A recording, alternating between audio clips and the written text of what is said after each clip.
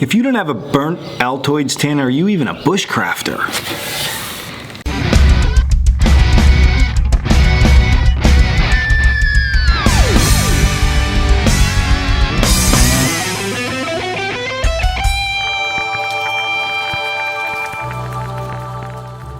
What's up guys, Dan here, Coalcracker, Bushcraft, that's right. Today we're gonna be looking at the good old Altoids tin flint and steel kit. This is like a staple in every bushcrafter's arsenal. Now maybe you upgraded over the years to a different tin and a different striker and stuff like that, but when you're starting out, this is what most people begin with. So I just wanted to go over what the basics are in a flint and steel kit for all the new people to this channel, because it is my favorite way of making fire. And if you have never made fire with a flint and steel kit, you don't know what you're missing. Super fun, super enjoyable. So I wanted to share it with everybody.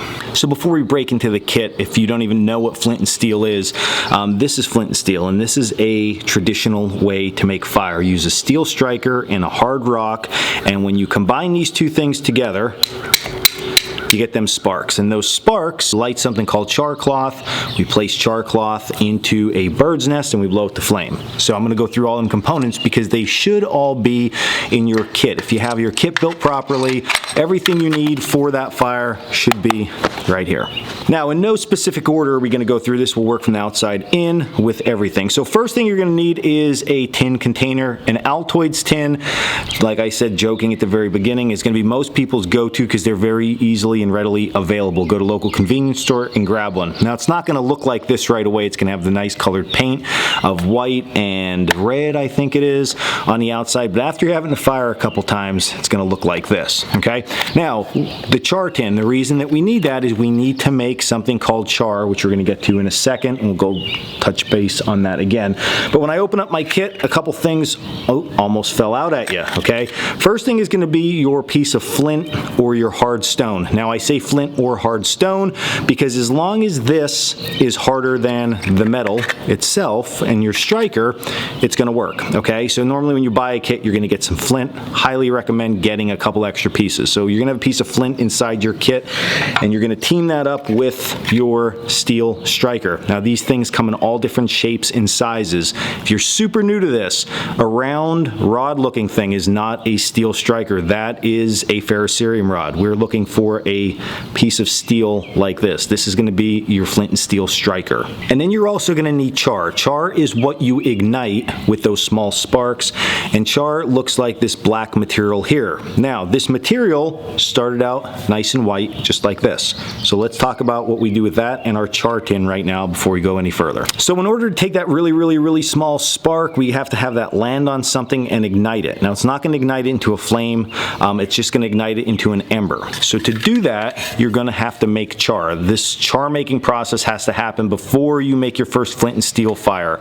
So what you're going to do is you're going to take your tin, okay, and if your tin is really tight, if it's an Altoids tin, there is little gaps and stuff in the backside, okay? You don't have to punch a hole, but a lot of people like to punch a hole in the tin. It lets the gases escape, so that's important. You're going to take your tin, you're going to take some 100% cotton material, you're going to stick it inside like this, close the lid, and you're going to place it inside your campfire. You're going to let that cook 5 to 10 minutes.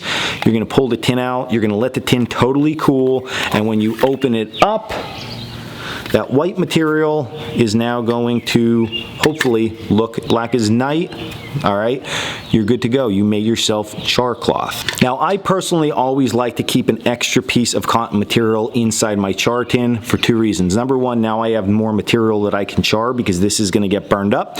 But I also can take my char, because it's very delicate, and keep it inside that cotton material as a protective layer. So now my cotton material can go inside my char tin just like this when I'm not using it, and my char is more protected because remember, we have our steel striker and our stone inside of there. Okay, so at this point now, I can almost make the entire fire, except we're missing one component, and that is the bird's nest. That is a fluffy ball of material that we put that char cloth when it's burning inside, and we blow it to flame. Okay, so what are we going to do with that? So as you get better with flint and steel, you're going to go out and you're going to find natural materials. You're going to use use inner bark or dried grasses or birch bark, any of those things you can utilize, but that to me is when you start progressing a little bit more. So to start, what I tell people to carry along with them is something like this. This is jute twine.